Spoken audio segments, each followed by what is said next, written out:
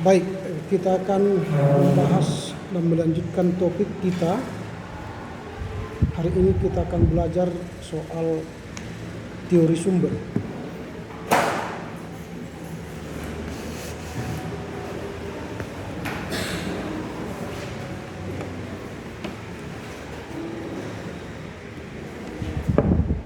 Siapa komite kalian? Hah? Oke.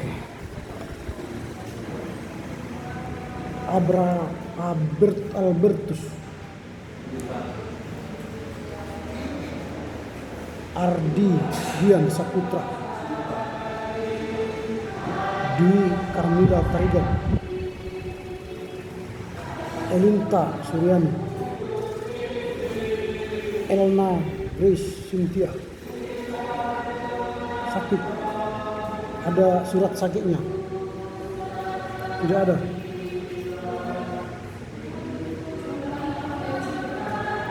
Nada Swangro standar.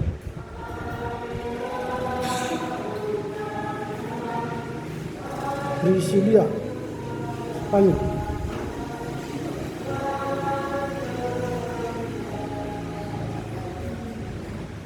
Nah, ini si Priscilia Sipayung, tolong nanti sampaikan. Dia ini sudah 3 kali absen. Kalau minggu depan tidak datang, lalu sekali lagi tidak datang, maka dia tidak bisa mengikuti perkuliahan ini lagi. Rahel Sylvia Stefan dan Sirawahi Talenta Tarigan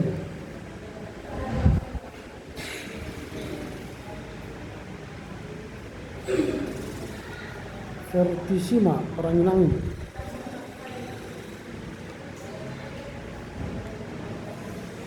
Vina Lestari S.A. Stefan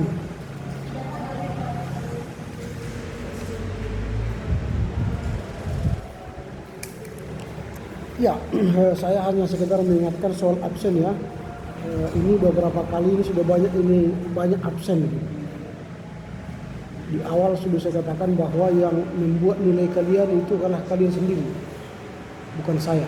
Jadi kalau kalian tidak hadir, ya secara otomatis nilai kalian kurang. Dan kemudian ini penting juga, saya kurang tahu ya motivasi untuk studi di sini. Apakah motivasinya untuk sekedar mengisi waktu sehingga tidak serius belajar ya. Yang kedua, atau motivasinya hanya persinggahan sementara. Karena semester depan misalnya bisa coba ke fakultas ke prodi teologi, sehingga dianggap ini hanyalah batu loncatan. Atau banyak motivasi lain.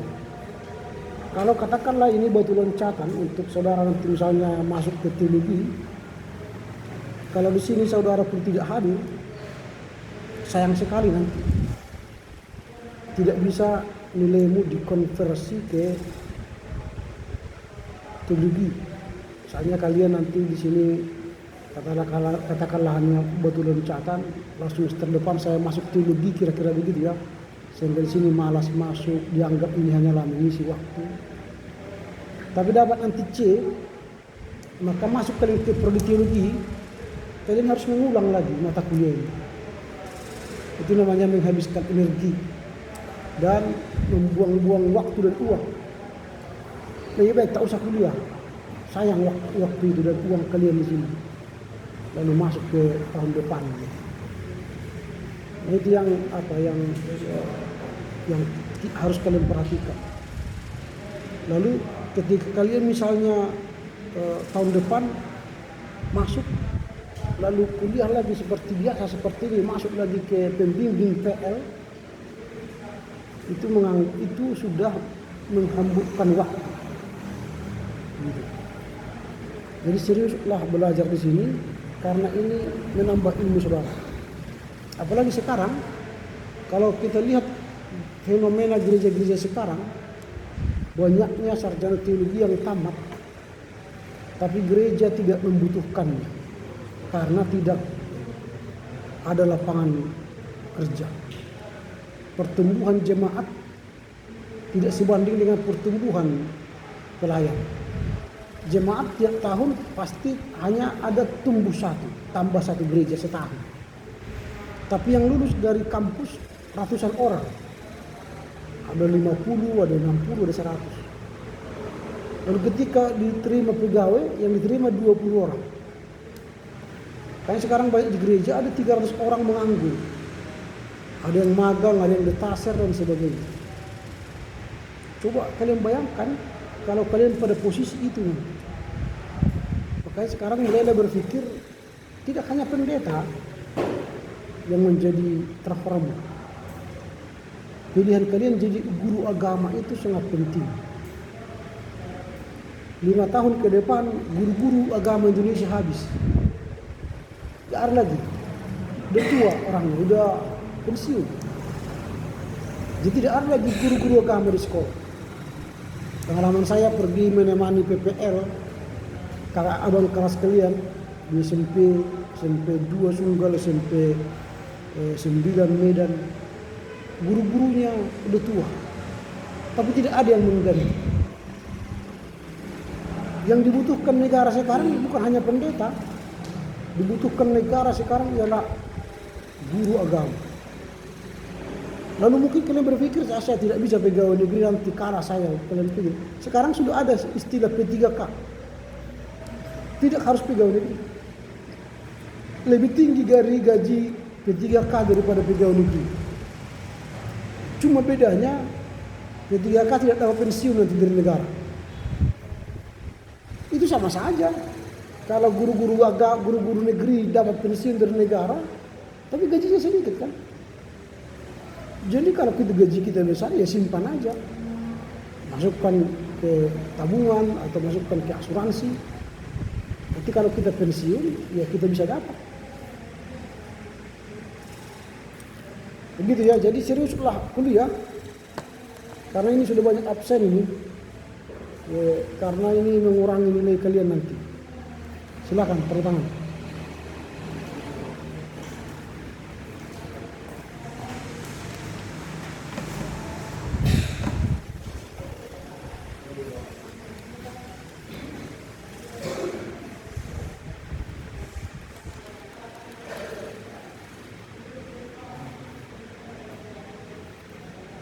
Ya, sekali lagi kalau kita mau kuliah harus ada spidol di sini disediakan. Ini sudah sering saya mengajar tidak ada spidol. Ini untuk saya bawa. Topik kita hari ini ialah teori sumber.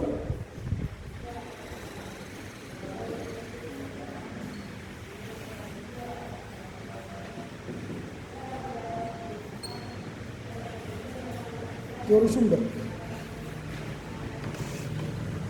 Minggu yang lalu kita telah membahas soal pentingnya belajar PL. Lalu mengapa kita harus belajar PL. Dan kemudian kita lanjut dengan kanon dalam Alkitab. Bagaimana pembagian kanon itu. Saya asumsikan kalian telah mendalam itu di rumah. Kalian sudah membahasnya lebih dalam lagi. Dan buku-buku yang akan kita gunakan nanti ini hanya bisa ambil contoh. Ini bukunya W.S. Lasor dengan Perjanjian Lama. Ada 3 jilid nanti dengan Perjanjian Lama 1, 2 dan 3. Nanti kita akan baca dari sini semua buku utama kita, dan laporan baca kita nanti akan saya ambil dari sini. Ya, jadi nanti laporan baca saya akan ambil dari sini. Kita akan memakai buku ini lebih banyak. Nanti cari perpustakaan. Ada buku pengantar Perjanjian Lama. Ini karangan 3 penulis, yaitu Lasor, Hubbard, dan Bass. Ya. Nanti ini kita baca, lalu kita akan jadikan menjadi laporan buku. Nah, ini yang akan kita gunakan buku utama. Apa yang dimaksud dengan teori sumber? Minggu yang lalu kita telah mempelajari pembagian kitab itu. Ada kitab Pentateuch. Pentateuch itu Pentateuch.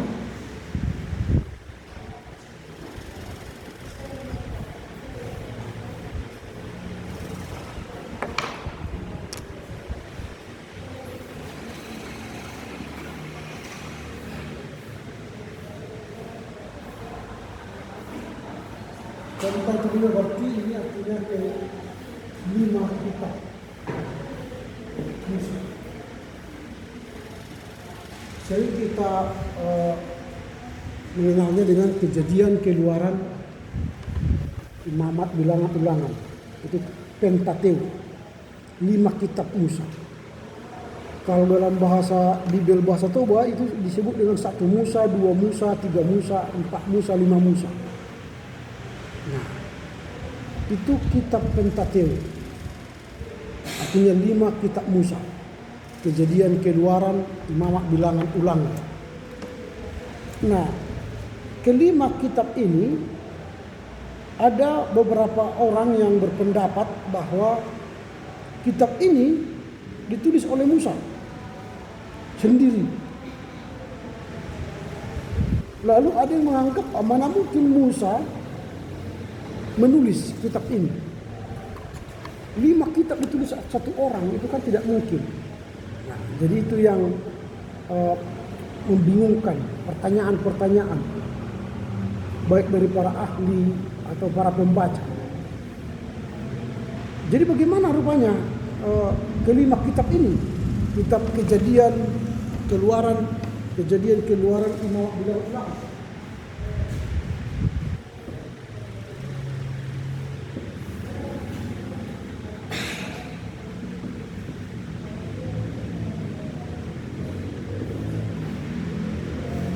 Siapa penulisnya?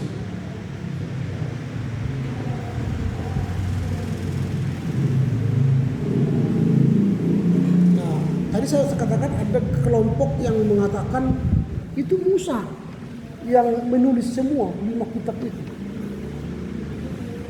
Nah, saya katakan contoh di Alkitab Toba itu terlihat buktinya bahwa Musa yang menulis. Dengan menyebut nama kitab itu 1 Musa, 2 Musa, 3 Musa, 4 Musa, 5 Musa.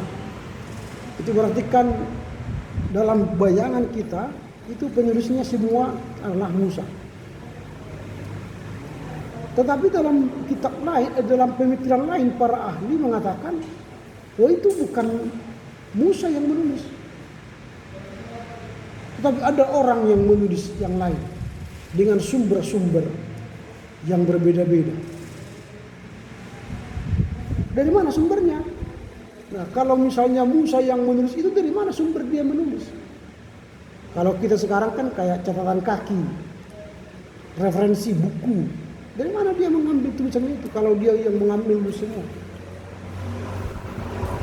Nah, ini yang menjadi perdebatan para teolog sepanjang masa kala itu. Lalu akhirnya kita menyimpulkan atau para ahli menyimpulkan bahwa kitab Pentateuch ini ternyata punya sumber. Ada sumbernya, sumber yang menjadi karya penulisan kitab ini.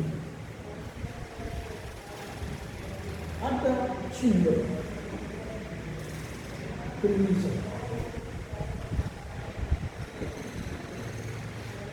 Apa sumber penulisan kelima kitab Pentateuch itu?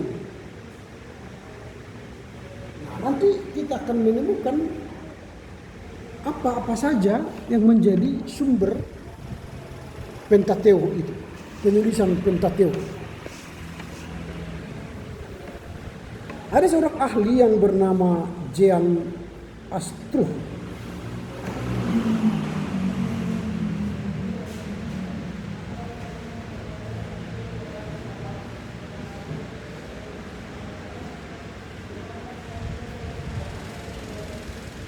Jean Astruc.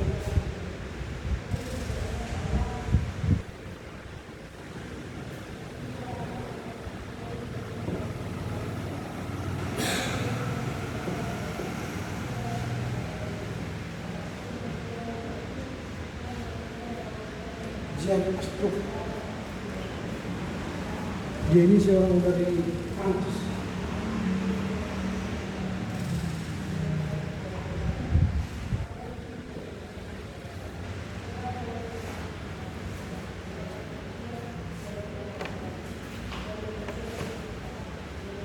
Dia menuliskan bahwa sumber daripada kitab Pentateuch itu atau kelima kitab Musa itu ada beberapa sumbernya.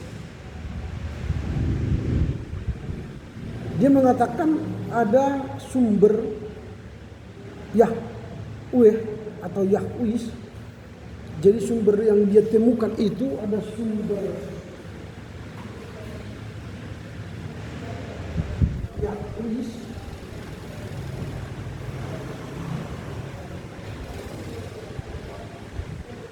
kemudian sumber kedua ialah sumber Elohis,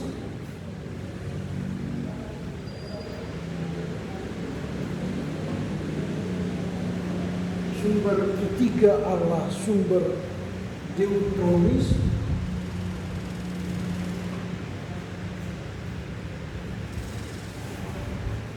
dan yang keempat adalah sumber Kris.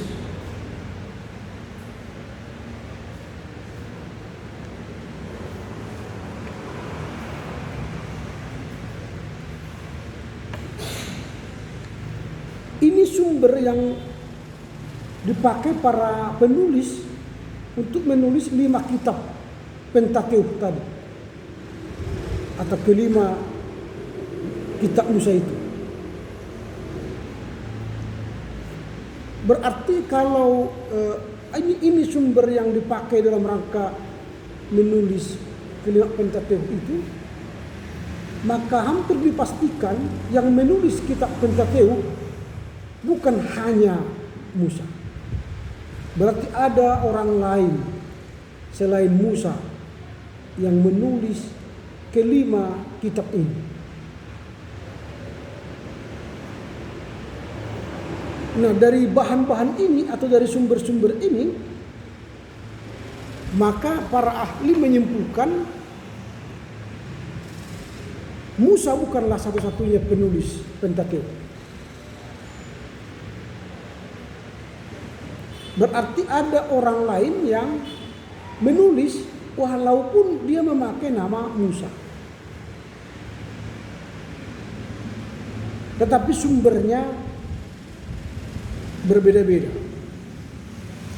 Memang tidak disebutkan siapa-siapa saja selain Musa yang menulis Pentateuch ini.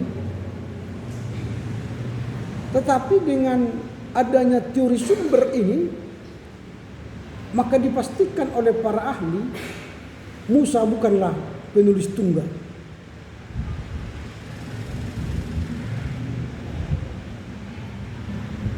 Nah, sampai pada akhir abad ke-19 penyelidikan terhadap kitab kelima Musa ini, yaitu Pentateuch, mengalami perkembangan yang pesat.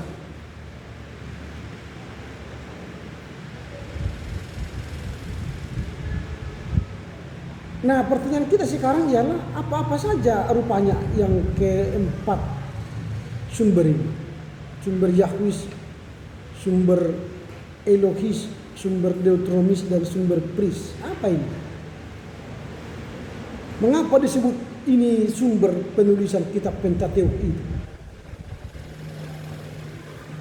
Nah, kita akan melihat satu persatu apa yang dimaksud dengan sumber Yahwis, sumber Elohis, sumber Deuteronomis, dan sumber Kris. Nah, sekarang kita akan melihat sumber Yahwis.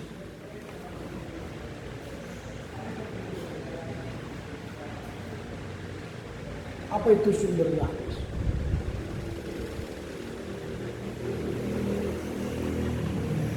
Nah, sumber Yahwis menulis sejarah Israel dari penciptaan sampai kepada kelepasan.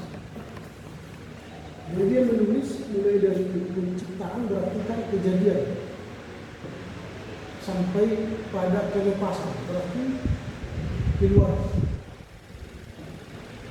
Sumber Yahwis itu menulis 2 kitab yaitu kitab Kejadian dan Keluaran. Karena dia mulai dari kisah penciptaan sampai kisah keluarnya bangsa Mesir dari bangsa Israel dari tanah Mesir. Jadi mereka menulis dua kitab sumber Yahweh ini.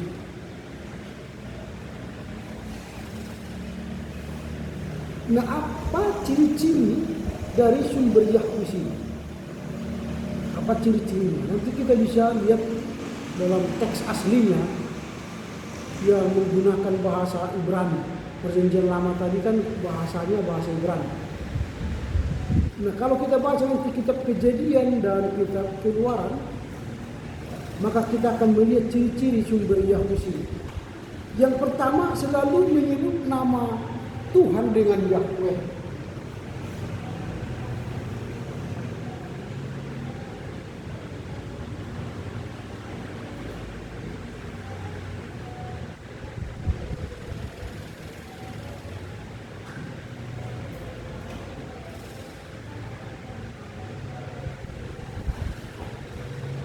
Selalu menyebut nama Tuhan itu dengan Yahweh. Kalau dalam bahasa Ibrani itu Yeha. Ini Yahweh. Jadi kalau orang Ibrani kalau dilarang menyebut nama Yahweh, maka setiap melihat ini mereka bukan baca Yahweh, tapi membacanya Adonai, supaya mereka jangan membaca dengan Adonai. Adonai artinya Tuhan, tapi nama Tuhan itu Yahweh, lalu mereka baca Adonai. Setiap melihat YH itu mereka baca dengan Adonai. Ini disebut dengan juga tetragram.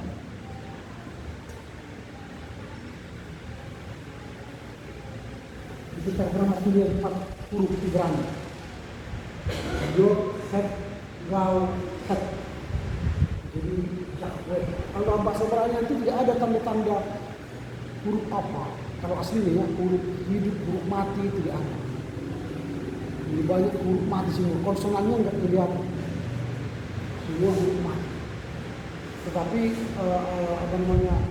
bahasa Ibrani kemudian mulailah membuat vowel atau konsonan-konsonannya. Yahweh. Jadi kalau untuk nama Yahweh tidak ada seperti ada di misalnya ini Yahweh tidak ada Yahweh. Yahweh ada yang tulis itu Yahweh. Tapi kalau dalam bahasa Tuhan lain, biasanya orang Ibrani selalu mengatur 3 kata, bukan dia kata 3 huruf seperti itu. Misalnya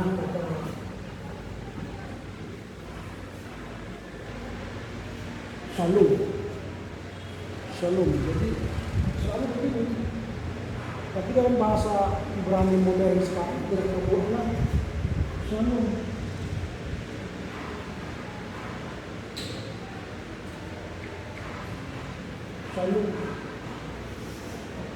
Shalom itu atau SEM.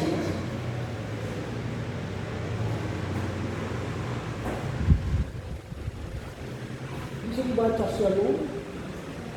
Itu artinya damai, keadaan aman, sentosa. Artinya Shalom itu keadaan, bukan greetings. Kita di Indonesia yang menggunakan itu greetings, salam. Kalau di Palestina atau di Israel ini bukan greetings. Ini hanya kata, artinya keadaan damai, keadaan aman, sejahtera, sentosa. Jadi kalau mereka ingin mengucapkan salam, kita misalnya menjua-jua, Horas, Yahudi, mereka menggunakan Bokertok, Leilatok, dan Yomtok. Dia tidak pernah digunakan Shalom di sana. Tapi kita yang bukan orang Ibrani menggunakan Shalom sebagai greeting. Shalom, apa kabar? Shalom, bagaimana? Kurang semangat, shalom. Padahal itu bukan bahasa yang tepat.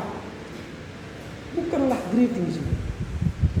Kita yang menciptakan itu seolah-olah greetings. Dan kalian bangga menggunakannya. Saya tidak mau pakai. Karena itu bukan greetings. Ini bukan greetings saya. Nanti jangan pergi ke Israel lalu kemudian shalom.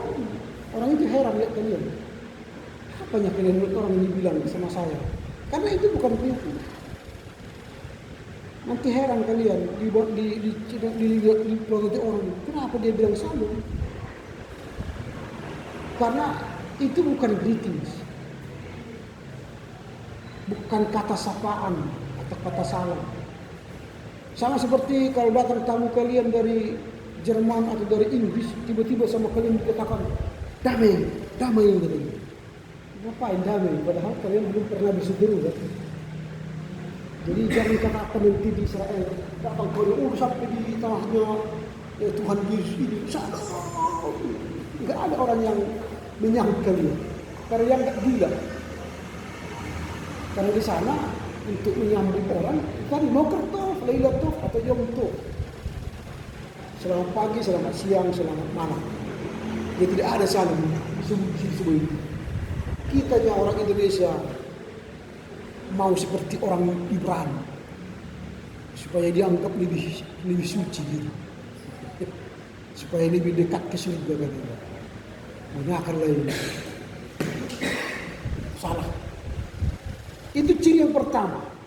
Jadi setiap nanti dalam Kejadian dan Keluaran, jika menyebut nama Tuhan, dia sebut dengan Yahweh, Yahweh atau Adonai. Jadi tidak ada di situ nanti kata-kata selain Yahweh kalau menyebut nama Tuhan. Nah itu.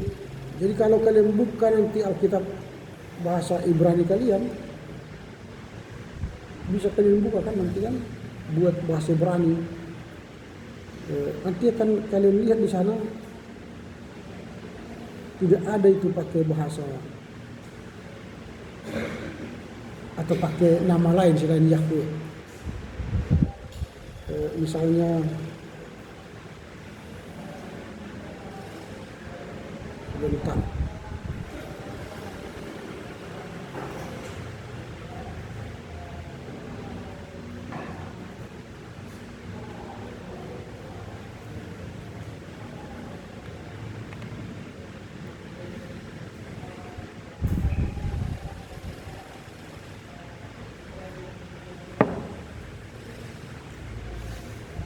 Nanti di Alkitab kalian itu bisa kalian buka bahasa Ibrani. Misalnya Hebrew.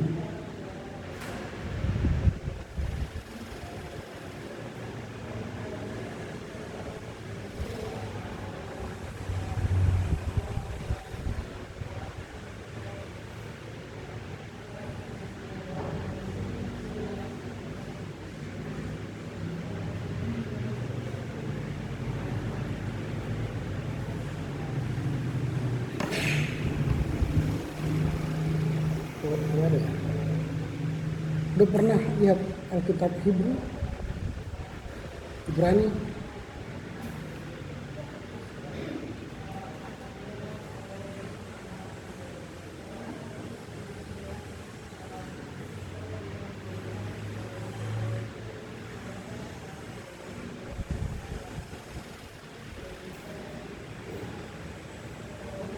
Biasanya di sini ada. Ini kok nggak ada. Oh ini Biblia. Oh bukan.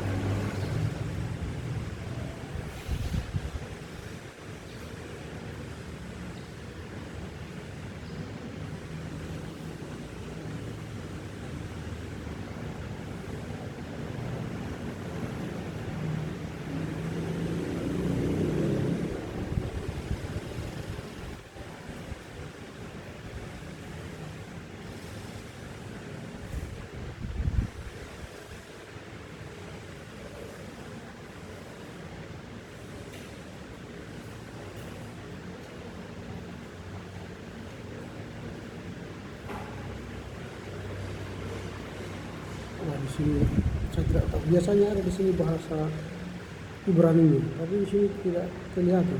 Oh, ini ada. Nah, Kejadian 1 ayat 1 yang seperti ini. Ini, no? Sudah lihat ya bahasa Ibrani-nya. Nah, ini kalau nanti kalian lihat dalam bahasa aslinya, yang setiap menyebut nama Tuhan, mereka selalu menulis nama Yahweh. Yahweh yang 4 pentagram tadi. Itu ciri yang pertama.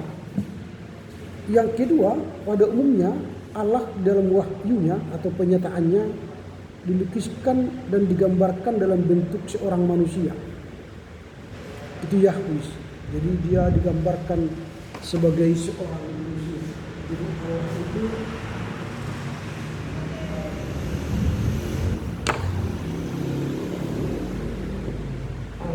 digambarkan sebagai seorang manusia.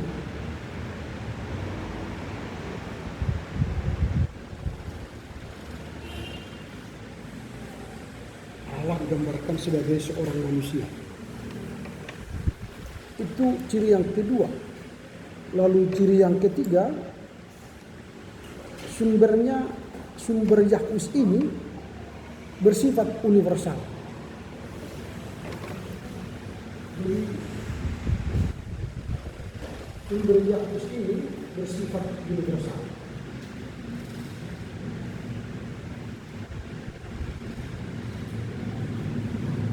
Misalnya Allah pencipta Khalik langit dan bumi. Pencipta Khalik dan bumi itu kan universal. Jadi bukan dia sektarian. Dia lebih universal.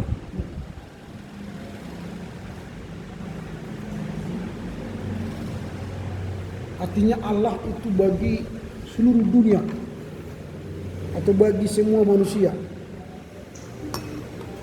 Dia mencipta universal. Nah, sumber Yahweh ini merupakan cerita tertua. Jadi sumber Yahweh menjadi cerita tertua dalam kitab Pentateuk.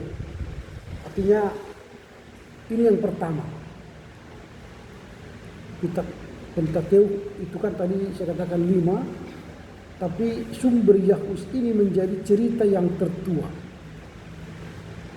Nah, mungkin bayangan kita begini, mengapa disebut dengan cerita tertua? Pencipta atau penulisan kitab Pentateuk atau katakanlah Perjanjian Lama, jangan bayangan kita menganggap bahwa dunia ini belum ada manusia dulu. Tidak. Dunia ini sudah ada manusia dan dipenuhi manusia, tapi perilaku manusia, moral manusia tidak baik. Lalu bagaimanalah supaya manusia itu punya moral, punya perilaku, sikap yang baik? Maka dibuatlah cerita tentang Tuhan. Nah, cerita tentang Tuhan itu dimulai dari penciptaan. Allah menciptakan langit dan bumi pada hari pertama, kedua, hari ketiga, lalu hari ke-6 mencipta manusia. Hari ke-7 Allah berhenti dan menguruskannya. Lalu manusia berkembang berdosa, lalu dia menjadi budak di Mesir, lalu keluar dari Mesir menuju tanah Kanaan. Itu cerita.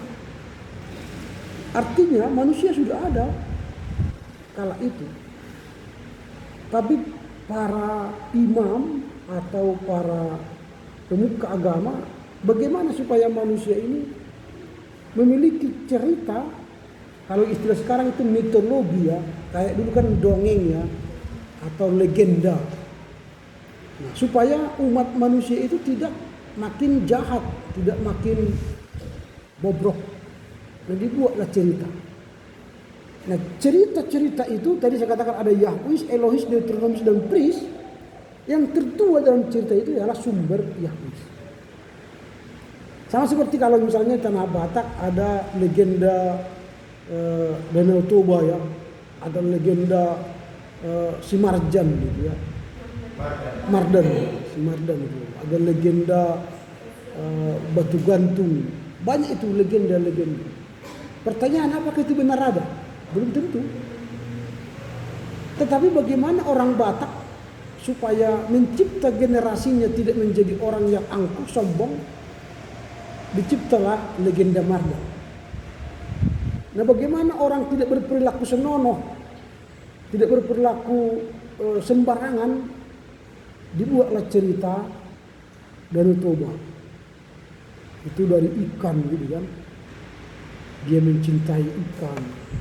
Tapi akhirnya dia membenci istrinya, lalu balik lagi jadi ikan, dan akhirnya datanglah hujan yang deras, jadilah Danau Toba. Itu kan cerita, legenda. Batu gantung misalnya, soal percintaan ya, hubungan kekasih. Nah, itu soal bagaimana manusia akhlaknya dibentuk melalui cerita, mitos, legenda, dan sebagainya. Nah, demikianlah ini.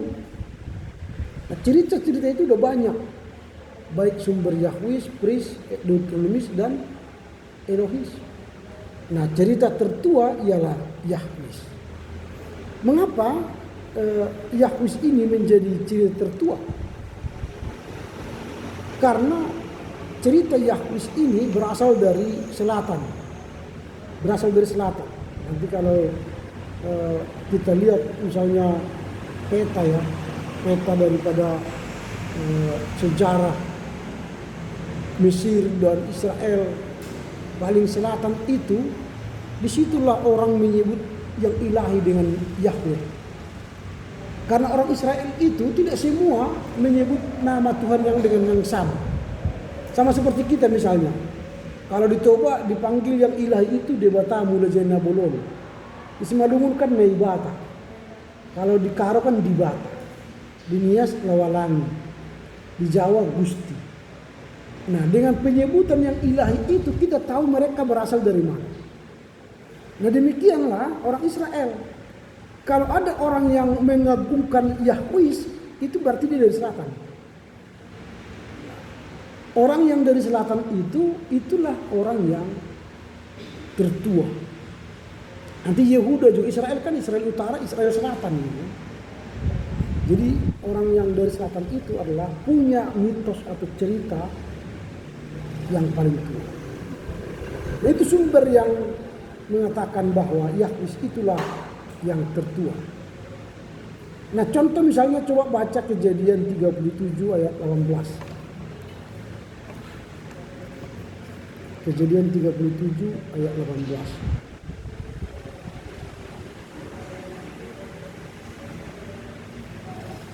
Coba dibaca. Kejadian 37 ayat 18. Dari jauh ia telah berkata kepada mereka, tapi sebelumnya dekat kepada mereka telah merupakan mencari daya kepada orang itu. Nah, artinya mereka itu dari jauh. Itu dari selatan. Dan ketika mereka misalnya telah bermufakat mencari daya untuk membunuhnya. Membunuh siapa? Nah, coba kita lihat Kejadian 18 ayat 1.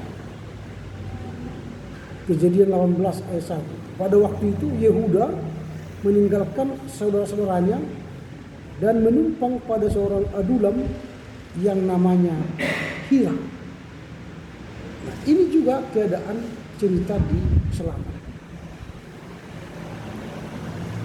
Nah, ini juga kalau kita lihat nanti cerita tentang Yahwis ini menonjolkan Yuda. Yuda itu kan salah satu suku ya dari 12 suku Israel. Nah, suku Yuda ini juga menjadi bukti bahwa sumber Yahwis ini menjadi sumber cerita tertua. Yuda itu kan kalau kita baca nanti bagaimana silsilah Yusuf di Mesir di Kejadian 37 itu, bagaimana dia menghadapi saudaranya yang telah bermufakat jahat kepadanya, menjual Yusuf ke Mesir. Nah, kan berarti ke selatan ya, ke arah Mesir ini, bagaimana Yusuf menjadi orang yang nomor 2 ya setelah Fir'aun. Dan akhirnya dia pun mengangkat atau memanggil orang tuanya dan saudara-saudaranya berdiam di Mesir. Dan kala itu orang Israel itu kalau masih sedikit masih dihargai Fir'aun. Karena orang Israel itu kan punya tingkat jeniusitasnya tinggi, IQ-nya bagus. Di mana ada orang Israel atau orang Yahudi pasti tempat itu maju. Tapi lama kelamaan orang Yahudi berkembang pesat di Mesir dan Fir'aun menganggap itu ancaman. Jangan-jangan nanti kami pun diusir mereka dari Mesir. Nah, akhirnya Fir'aun membuat kebijakan mengurangi penduduk orang Israel. Setiap ada anak laki-laki yang lahir dibunuh. Supaya jangan laki-laki yang tambah, tapi perempuan. Kalau perempuan nanti menjadikan mereka budak. Dan mereka pun semua jadi budak kan. Intinya supaya umat Israel tidak berkembang biak, tidak bertambah besar. Akhirnya Fir'aun melarang kelahiran laki-laki. Nah, ini dulu sejarah. Makanya Yuda, nanti kalau kalian baca Kejadian 37 itu, maka tokoh Yuda itu banyak sekali muncul di sana. Dan kalau kita baca misalnya Kejadian 49 ayat 8. Kejadian 49 ayat 8 soal berkat itu. Kepada siapa dikatakan? Kepada orang suku Yuda. Kejadian 49 ayat 8 dikatakan begini. Yehuda, engkau akan dipuji oleh saudara-saudaramu. Tanganmu akan menekan tengkuk musuh. Kepadamu akan sujud anak-anak ayah. Nah itu. Jadi Yehuda itu menjadi cerita yang terfavorit. Bagaimana Yusuf itu menjadi simbol saudara-saudara kandungnya datang menyembah. Bahkan dia menjadi berkat bagi ayahnya, keluarganya. Sehingga mereka tidak lagi kelaparan, tapi di Mesir mereka menjadi orang yang terhormat. Ini yang kita lihat. Nah, makanya keunggulan orang Yehuda ini menjadi cerita Yahweh tertua ya. Nah, ketiga alasan inilah yang juga berfungsi sebagai penunjuk bahwa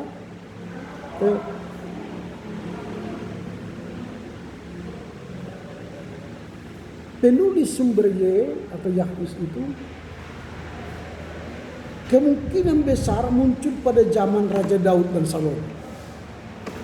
Ya, jadi kemungkinan besar ini muncul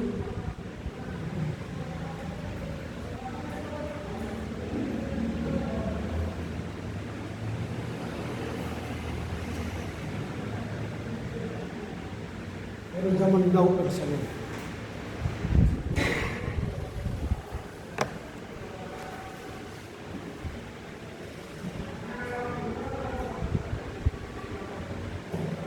Itu sekitar abad ke-10, sekitar abad ke-11 sampai 10 sebelum Masehi.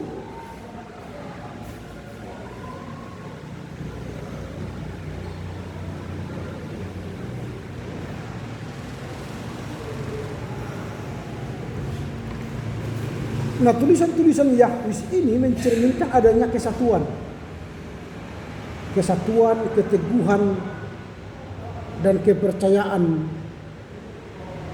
serta kepenuhan nasional. Artinya membangun rasa nasionalisme orang-orang Mesir, orang-orang Israel di Mesir. Jadi karena akibat penderitaan mereka, coba bayangkan mereka di sana menjadi budak selama 400 tahun. Nah, budak selama 400 tahun hampir sama dengan kita 350 tahun dijajah Belanda. akhirnya melahirkan rasa nasionalisme, kesatuan. Nah, demikianlah sumber Yahus ini. Inti ceritanya ialah membangun kesatuan, keteguhan, kepercayaan serta kepenuhan nasional. Sehingga nanti mereka ingin keluar dari Mesir. Nah, keadaan seperti itu hanya mungkin ada pada masa Daud dan Salomo. Bagaimana mereka, baik Daud dan Salomo, menghimpun umat Israel untuk membangun Bait Allah yang pertama. Itu kan nasionalisme yang kuat itu. Bagaimana Bait Allah itu dibangun pada zamannya Daud dan diselesaikan pada zamannya Salomo. Itulah disebut dengan Bait Salomo. Sekarang itu Bait Allah itu, Bait Salomo itu di Yerusalem itu sudah menjadi Masjid Al-Aqsa. Jadi kalau kalian pergi ke Yerusalem sekarang, bait yang dibangun Salomo dulu, sekarang di atasnya itu adalah Masjid Al-Aqsa. Nah, makanya kalau tahu sejarah Israel, Bait Allah yang pertama kan dihancurkan oleh Nebukadnezar pertama sekali kan. Lalu dibangun lagi oleh Ezra Nehemia, itulah Bait Allah yang kedua. Lalu Kaisar Titus tahun 70 setelah Yesus meninggal dihancurkan lagi Bait Allah itu. Lalu mereka pergi berserak ke seluruh dunia. Lalu ketika Naji membunuh orang Israel secara Holocaust, lalu pertanyaan mereka, di mana tanahmu? Di mana negaramu? Siapa yang membela kamu? Akhirnya mulai dibangun gerakan Zionisme, kembali ke negeri asal, ke kampung asal. Maka mereka kembali ke Israel lagi, lalu membangun tanah Israel. Tapi karena mereka sudah meninggalkan ribuan tahun yang lalu Israel, lalu kembali tahun 48 ke Israel, Yerusalem itu sudah dikuasai Islam. Bahkan di Israel itu komunitas Islam itu sudah hampir 30% lebih. Semua kota Yerusalem hampir dikuasai 60% Islam sekarang. Termasuk Masjid Al-Aqsa itu dikuasai Islam.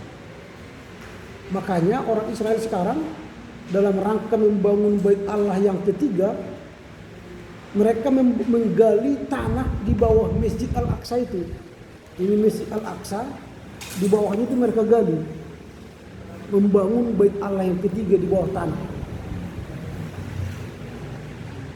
Nah ini karena dalam Alkitab dikatakan setiap Allah atau setiap umat Allah membangun Bait Allah, maka sebenarnya itu kan sudah menuju akhir zaman. Jadi kalau sekarang Israel membangun Bait Allah yang ketiga di bawah Masjid Al-Aqsa itu, apakah itu tanda akhir zaman? Ya enggak tahu kita. Karena pembangunannya itu kan diprotes dunia kan. Masa dibangun Bait Allah di bawah, di atasnya masjid? Karena kalau mereka minta itu ke orang Islam enggak mau kasih kan? Karena itu sudah Masjid Al-Aqsa. Dan di masjid itu Muhammad tidak pernah sembahyang. Tidak pernah dia sembahyang di sana. Tapi orang Islam mengakui kalau dia sembahyang di sana sekali, itu setara dengan 1000 kali sembahyang di masjid lain. Kalau sekali sholat atau ibadah dia di Masjid Al-Aqsa itu. Makanya banyak orang itu pergi ke Mekah dan sembahyang di Masjid Al-Aqsa supaya kembali dia ke Indonesia tak perlu sembahyang lagi. Coba 1000 kali, itu sudah berapa tahun itu? Kalau 1 tahun berapa hari? Kalau dibagi 350.000 bagi 350 berapa tahun? 3 tahun lebih. Tak perlu sholat lagi. Karena sudah dibayar 1 kali sholat di apa? Di Masjid Al-Aqsa. Kita kalau kalian pergi pun nanti ke kuburan Yesus atau ke tempat kelahiran Yesus di Yerusalem, tidak dikatakan itu setara dengan 1000 kali saudara telah beribadah. Pulang dari sana tak perlu lagi ke ibadah kan? Tidak pernah itu. Tapi mereka punya ajaran seperti itu. Tapi kita tidak punya pemahaman seperti itu. Entah 1000 kali pun kau pergi ke Yerusalem, belum tentu kau pertama nanti masuk surga kan? Karena yang membawa kita ke surga iman. Orang yang beriman itulah yang masuk surga. Orang yang tidak beriman tidak masuk surga. Walaupun kamu sering keliling dunia, punya harta segalanya, belum tentu menjadi garansi pertama masuk surga. Oke, itu sumber Yahweh.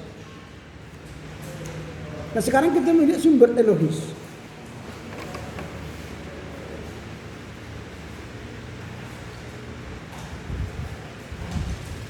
Nah sumber Elohis menggunakan nama Elohim sampai cerita pemanggilan Musa. Nanti kalau kita baca sampai Keluaran 3 itu sudah mulai menggunakan nama Elohim.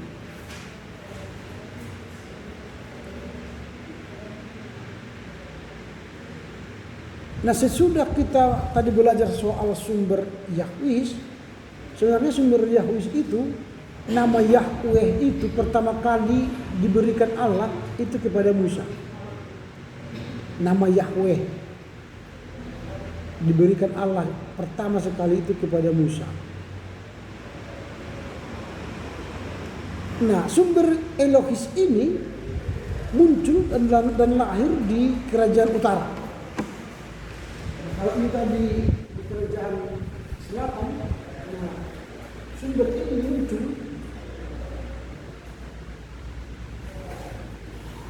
di kerajaan utara.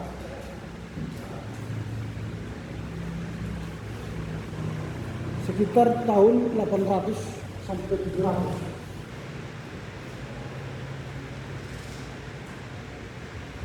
sebelum Masehi.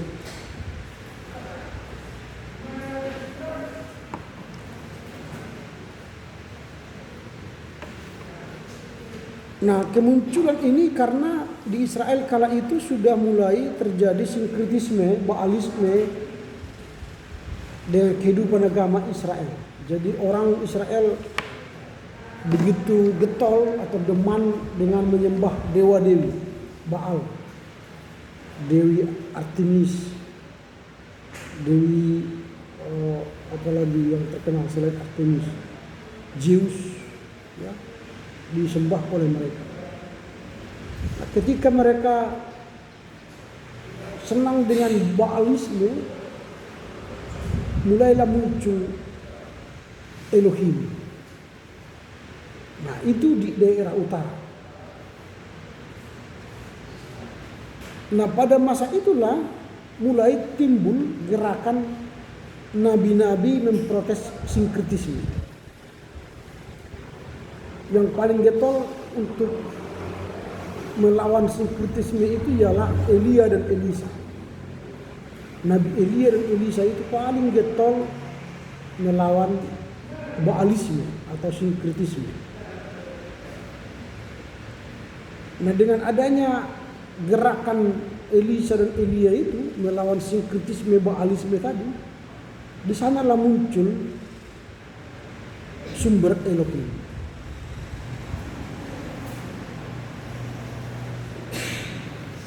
Sehingga sumber Elohim ini bersifat patrikularistis. Ini bersifat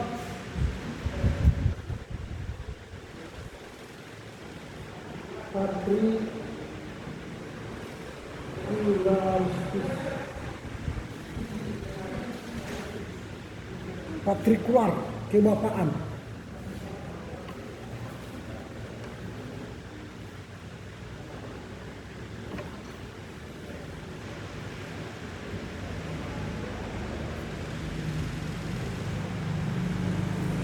Jadi kebapaan itu lebih dominan dibanding perhatian Allah kepada umat. Jadi perhatian umat Israel itu lebih ditekankan soal hubungan manusia dengan Allah sebagai Elohim dibanding hubungan manusia dengan manusia. Jadi patriarkat, artinya strukturalisme. harus dihormati secara strukturalis, secara ketaatan kepada Bapa. Jadi Elohis ini lebih pada kebapaan, tunduk kepada kebapaan.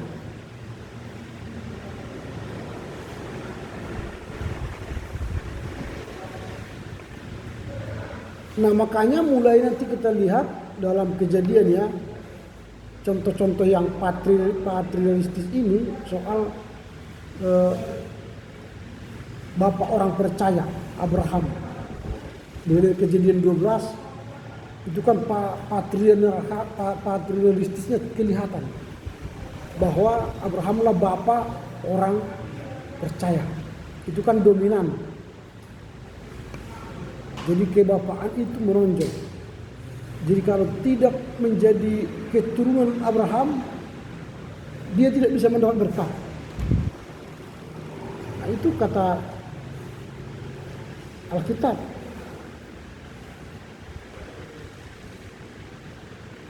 Nah, hanya orang-orang keturunan Abraham lah yang beroleh berkat.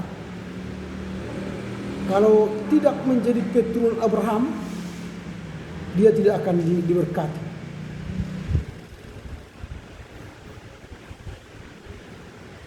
Nah, nanti kalian coba baca di Alkitab itu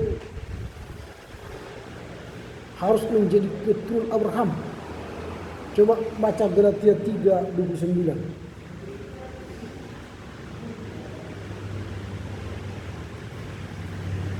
Siapakah yang berhak menerima janji Allah? Galatia 3:29. Siapa? Coba dibaca.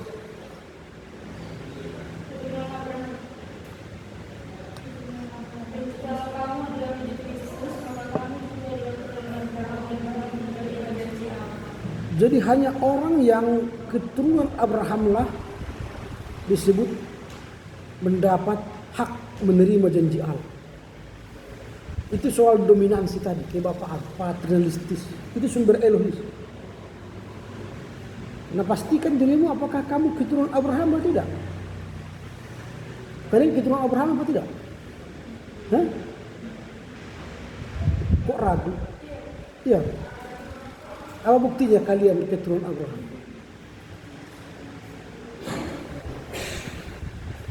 Apa buktinya kalian ini keturunan Abraham?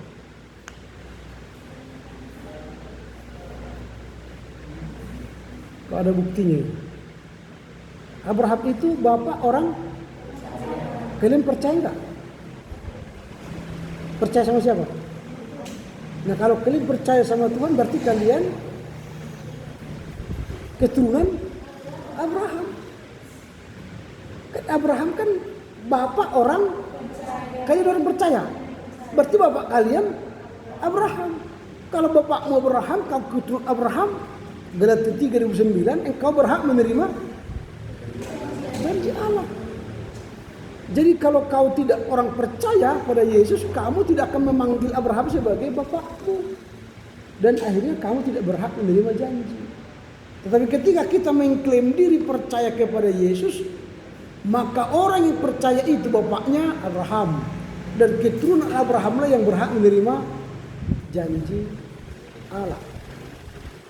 Nah ini soal dominansi sumber Elohis. Nanti juga itu kelihatan bagaimana sumber Elohis ini yang ditokohkan mereka itu cerita Abraham. Tokohnya itu kan cerita Abraham. Di situ kelihatan itu bagaimana sosok kebapaan itu muncul dalam diri Abraham.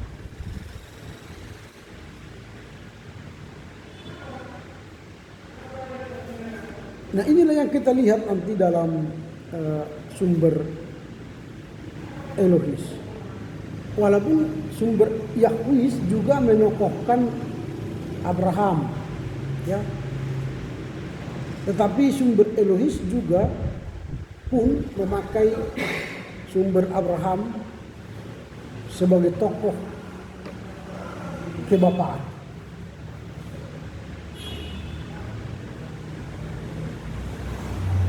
Nah kemudian nanti tokoh yang paling utama selain Abraham ialah Elohim itu. Elohim itu atau Elohis itu bersemayam dia di sorha yang jauh dari manusia, tapi dari situlah dia memerintah manusia. Coba kita baca Kejadian 28 ayat 12. Kejadian 28 ayat 12. Silakan baca. Maka bermimpilah ia, di bumi ada didirikan sebuah tangga yang ujungnya sampai ke langit, dan tampaklah malaikat-malaikat Allah turun naik di tangga itu. Nah, jadi seolah gambaran kebapaan itu, Allah itu bersemayam di langit yang tinggi, kemudian tampaklah malaikat Allah turun naik di tangga itu. Turun naik itu menggambarkan bahwa sumber Elohis itu menonjolkan kedominan Allah. Bahwa Allah yang berada di singgasana yang jauh sekali itu hanya bisa dilalui melalui tangga, di mana di tangga itu ada banyak malaikat atau kerubim yang menjaga tangga itu. Dan dari sanalah Allah menampakkan kehendaknya. Nanti kalau kita baca lagi Kejadian 20 ayat 3, 20 ayat 3 dikatakan begitu. Tapi pada waktu malam Allah datang kepada Abimelek dalam suatu mimpi serta berfirman kepadanya, engkau harus mati oleh karena perempuan yang telah kau ambil itu, sebab ia sudah bersuami. Ini artinya Allah menunjukkan dominannya kepada Abimelek. Karena Abimelek yang hampir sama seperti cerita Daud ya, mengambil Uria istri Batseba, istri Uria. Abimelek seperti itu. Engkau harus mati karena perempuan yang telah kau ambil itu, sebab ia telah bersuami. Abimelek juga mengambil perempuan yang sudah bersuami. Nah ini dominansi Tuhan Elohim memerintah dari singgasananya, Allah Elohim itu. Itu ciri yang menonjol dalam sumber Elohis. Nah yang ketiga kita akan masuk melihat sumber Deuteronomis.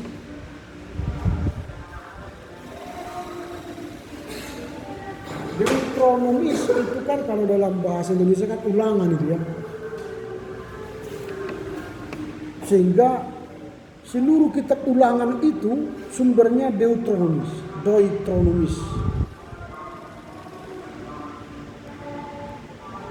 Kalau dalam bahasa Ibrani-nya kan kitab ulangan itu namanya Deuteronomium atau Deuteronomium. Artinya ulangan. Karena di kitab ini banyak diulang-ulang.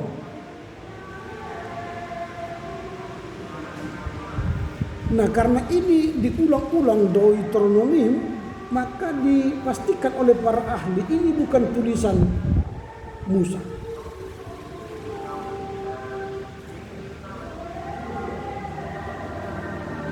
Nah sumber ini muncul tahun 622 sebelum Masehi.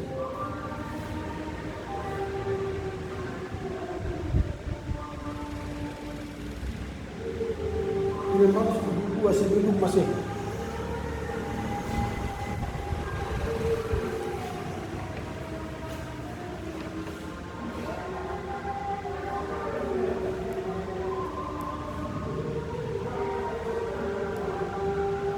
Nah ketika bait Allah itu direnovasi, kan bait Allah yang pertama waktu itu karena Nebukadnezar sudah menghancurkan, lalu orang Israel dibuang ke Babel, lalu kemudian Allah mengembalikan mereka dari Babel ke Kanaan, ke Yerusalem.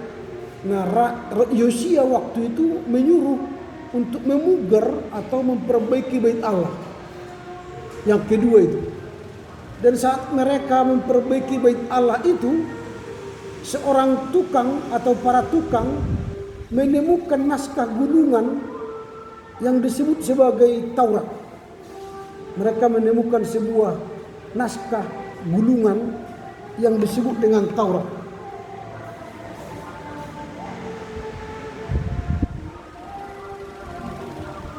Dan Taurat ini isinya ialah ulangan, kitab ulangan. Nanti kalau kita baca ulangan pasal 12 sampai 26, itulah isi Taurat itu. Di semua ulangan pasal 12 sampai 26.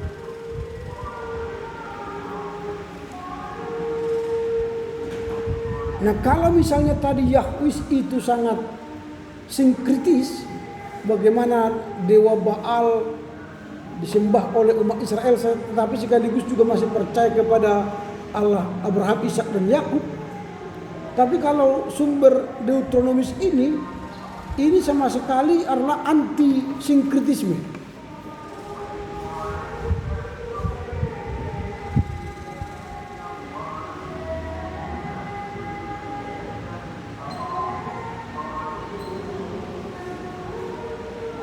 Deuteronomis ini anti sinkritisme.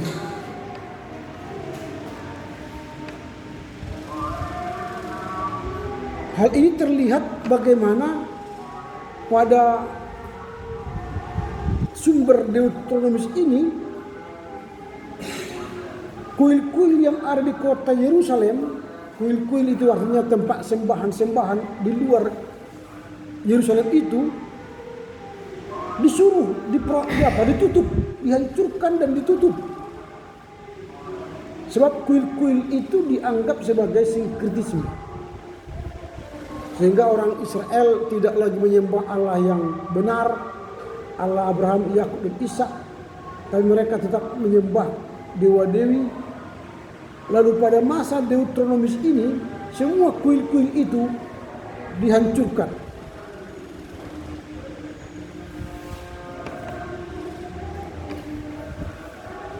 Nah, inti utama dari panggilan atau sumber Deuteronomis ini ialah panggilan Allah bagi umat Israel sebagai umat pilihan. Nah, ini paling utama, intinya ialah panggilan Allah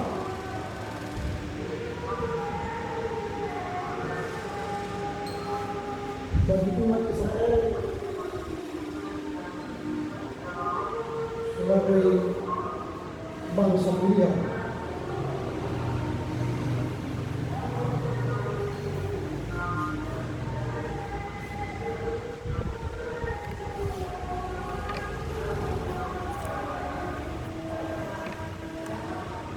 Nah, makanya nanti dalam Deuteronomis ini sering bunyi dari firman Allah itu begini, dengarlah hai orang Israel, Tuhan Allah kita, Tuhan itu Esa. Kasihilah Tuhan Allahmu dengan segenap hatimu dan dengan segenap jiwamu dan dengan segenap kekuatan. Ulangan 6 ayat 4 sampai 5. Itu menunjukkan bahwa Allah mengulang-ulang panggilannya kepada bangsa Israel sebagai bangsa pilihan Allah. Sebagai bangsa pilihan Allah, Deuteronomis ini mengulang-ulang panggilannya kepada umatnya, panggilan Tuhan kepada umatnya. Nah, kalau nanti kalian baca ulangan 6, 4 sampai 5 itu,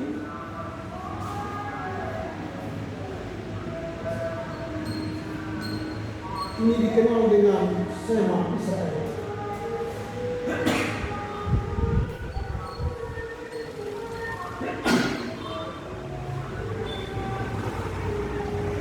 Shema Israel.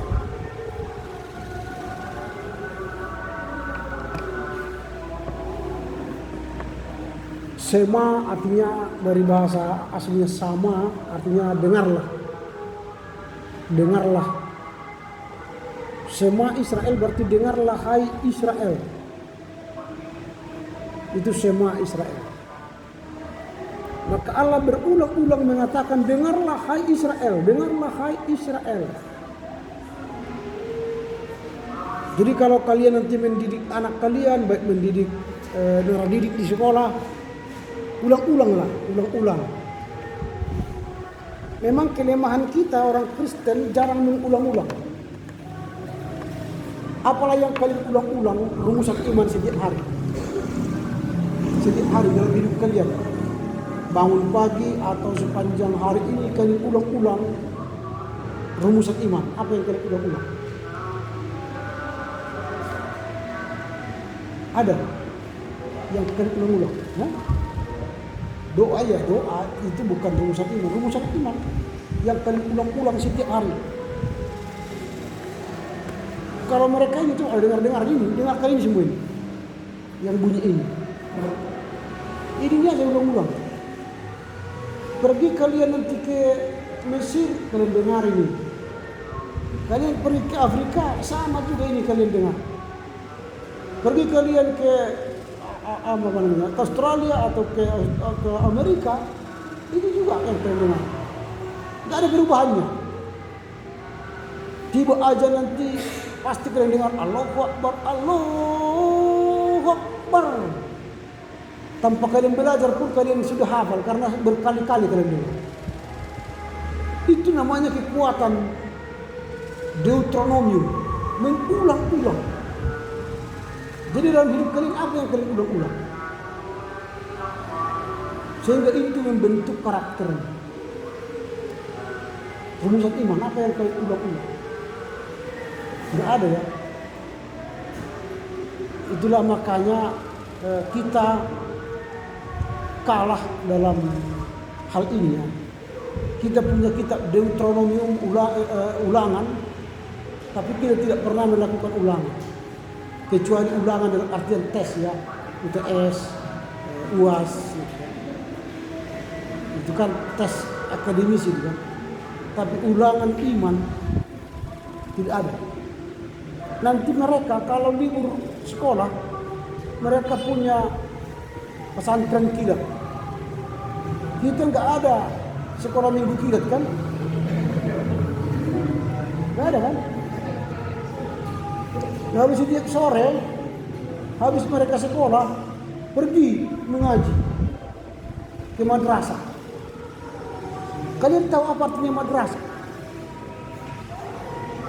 Madrasah. Ya, sekolah Islam, kalian sekolah Islam kan? Itu konsep Alkitab itu yang mereka pakai. Dalam bahasa Ibrani, mandaras, bahasa Ibrani artinya mandaras itu mengulang-ulang. Kita ulangan itu. Mandaras itu ulangan. Mengulang-ulang. Lalu mereka buatlah menjadi madrasah. Di madrasah itu adalah orang yang mengulang-ulang. Maka saya katakan tadi, apa yang kalian ulang-ulang dalam kehidupan kalian?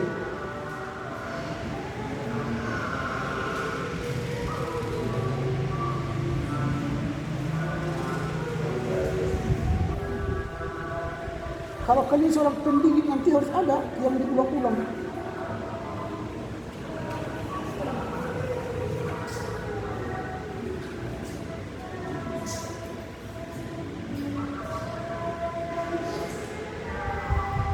Coba misalnya kita buka ulangannya. Ulangan 6.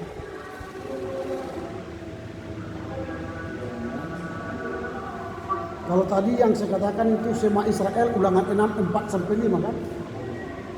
Dengarlah hai orang Israel, Tuhan itu Esa, Tuhan itu Esa. Tuhan itu Allah kita, Tuhan itu Esa, Ehad. Lalu kasihilah Tuhan Allahmu dengan segenap hatimu, dan dengan segenap jiwamu, dan dengan segenap kekuatanmu. Lalu ayat ke-7. Haruslah engkau mengajarkannya. Apa dikatakan? Berulang-ulang. Itulah madrasah tadi. Kita nggak ada madrasah Kristen. Kalau kita mendengar kata madrasah, langsung pikiran kita itu kan Islam. Padahal ini yang mereka angkat itu ulangan 6 ayat 7. Madrasah, mandaras dalam bahasa Ibrani. Mendaras artinya berulang-ulang. Nah, kapan ini berulang-ulang? Kepada siapa? Kepada anak-anakmu apabila engkau duduk. Ulang-ulanglah sema Israel tadi. Kasih Tuhan Allahmu dengan segala hatimu, dengan segala akalmu. Ulang-ulang. Di mana lagi? Diulang-ulang. Sedang dalam perjalanan. Di mana lagi? Apabila engkau berbaring. Apabila engkau bangun. Lalu tidak hanya mengulang-ulang. Lalu apa dikatakan? Haruslah juga engkau apa? Hah? Enggak kalian baca ulangan itu? Mengikatnya sebagai tanda pada tanganmu. Jadi setelah diulang-ulang, waktu duduk, waktu dalam perjalanan, waktu berbaring, waktu bangun, tidak hanya itu, ikatlah dalam tanganmu. Firman Tuhan itu diikat. Jadi buat nanti kalimat Alkitab itu ikat di tanganmu. Supaya bisa kau ingat. Setelah mengulang-ulang, ikat di tanganmu. Setelah itu apa lagi? Dan haruslah engkau menuliskannya pada apa? Pada tiang-tiang pintu rumah. Makanya banyak dijual ayat-ayat Alkitab di tempel di rumah. Ini mendaras ini di tempel. Tuhan berkatilah rumah ini.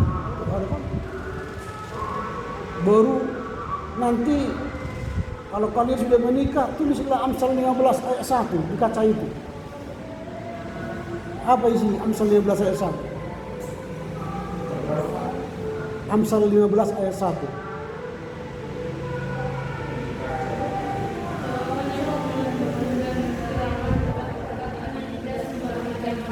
Itu. Kalau dia pas berkelahi, pergi berkaca kan? Baca Amsal itu. Jawaban yang lemah lembut meredakan. Ya. Jadi supaya jangan terjadi perkelahian, baca itu. Atau tulis, tempel di mana-mana. Coba sekarang bayangkan rumahmu. Ada di situ ditempel ayat Alkitab. Ada tertempel di rumahmu sekarang ayat Alkitab. Ya? Ya apa itu yang kau tempel di sana? Kau apa? Apa itu? Ya apa itu? Yang lain apa lagi? Yang kalian tempel? Apa itu?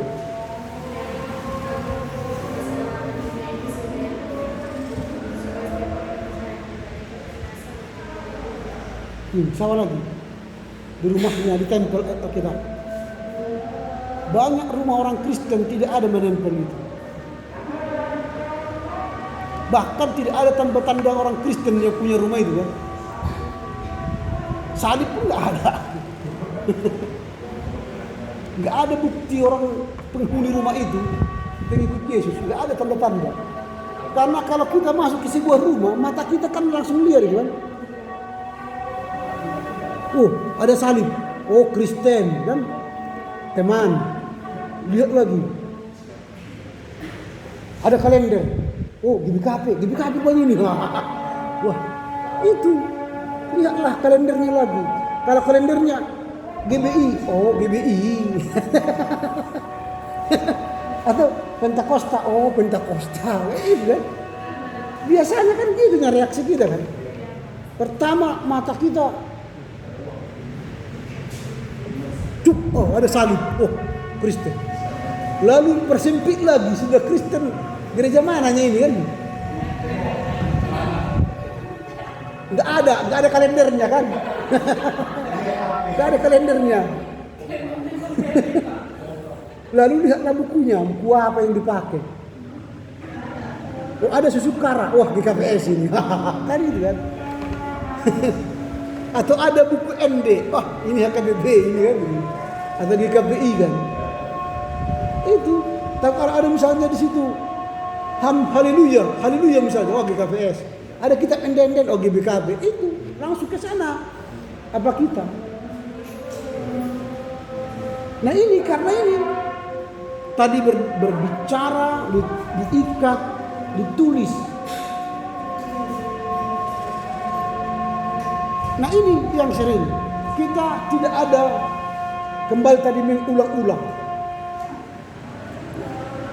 Ini kan karena mereka mengulang-ulang, kita bisa hafal loh ini. Ini yang ini. Hanyalah sholat. Bisa. Karena berulang-ulang. Nah sekarang mulailah dalam hidupmu ulang-ulang. Apa yang ulang-ulang? Minimal doa Bapa kami. Bangun tidur, mau tidur, habis di akhir doamu ucapkanlah Bapa kami yang di sorga, dikuduskanlah namamu, datanglah kerajaanmu, jadilah kehendakmu, terus ulang-ulang. Jadi kalau kau bangun pagi dan mau tidur, kau ulang-ulang doa Bapa kami, berarti kau 2 kali mengulang-ulang Sema Israel tadi. Tapi kalau kau tingkatkan lagi nanti selain doa Bapa kami, kau hafal pengakuan iman rasuli. Mau tidur pengakuan iman rasuli, bangun pagi doa Bapa kami. Itu berarti kau telah mengulang-ulang rumusan imanmu. Sekarang umat Kristen gak ada yang mengulang-ulang. Makanya ketika datang penderitaan, lemah. Karena tidak ada yang lengket dalam dirinya. Itu sumber Deuteronomis. Nah sekarang kita lihat sumber Pris.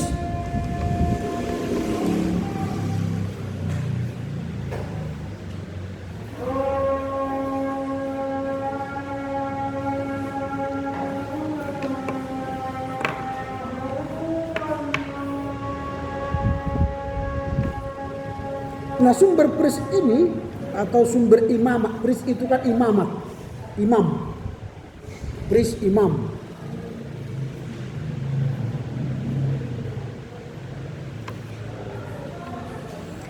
Muncul sekitar sekitar tahun 550 sampai 500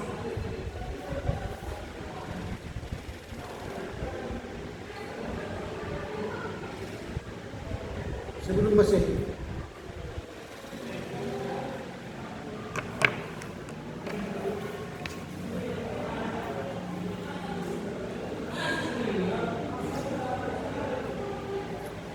Nah tujuan daripada sumber Pris ini atau sumber imamat ini ialah hendak mengingatkan umat Israel itu adalah bangsa kudus Allah. Jadi setiap mereka mengingat dirinya sebagai bangsa kudus Allah, itulah sumber imam atau sumber Pris.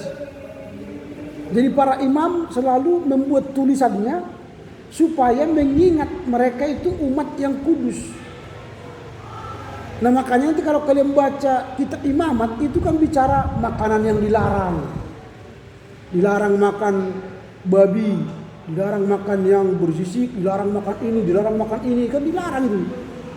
Dilarang menyentuh mayat yang meninggal.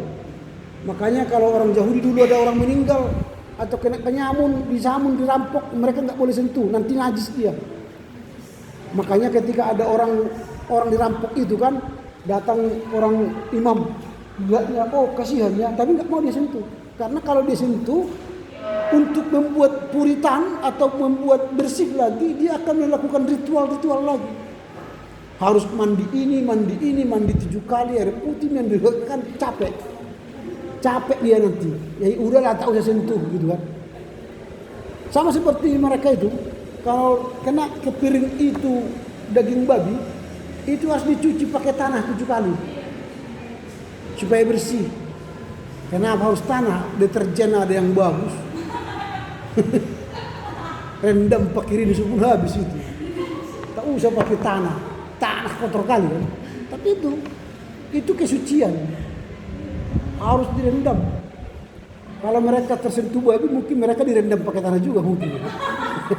Supaya suci.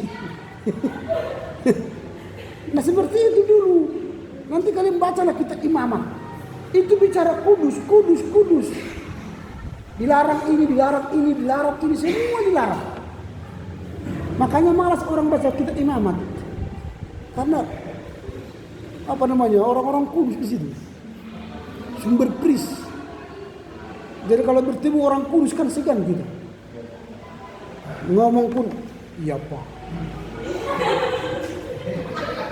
Nah, kan gitu kan. Bertemu sama pendeta, iya Pak. Gitu kan.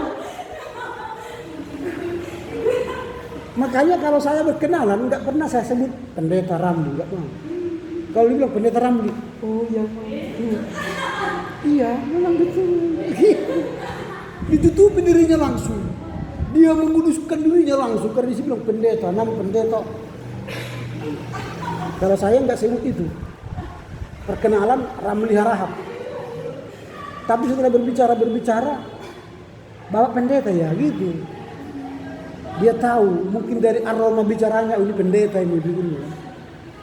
Daripada kita perkenalkan diri, pendeta Ramli. Setelah berbicara, pikirannya percuma ya pendeta ini. Ngomongnya nggak jelas kan? Percuma pendeta ini. Lebih baik dari ngomongan kita, orang tahu kita pendeta, orang lain tahu kita guru, orang lain kita Kristen gitu ya. Daripada sudah perkenalkan nama pendeta, salib lagi di sininya besar. Tapi ngomong, pasti mau puji kamu pulang dari sini, wah pendeta apa ini? Pendeta kurang ajar itu kan? Itu.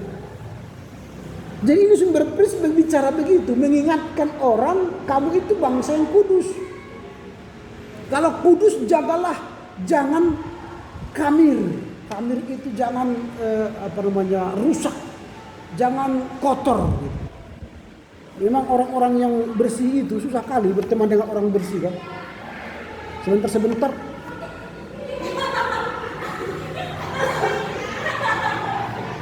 Sakit kepala kita lihatnya kan. Sebentar.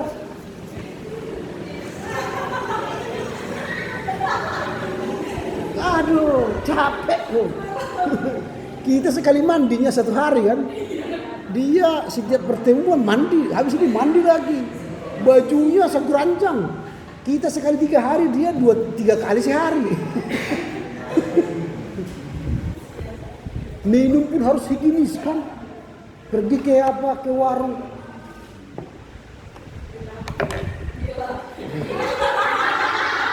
Wah, kapan makannya? Kapan minumnya kan? Ini.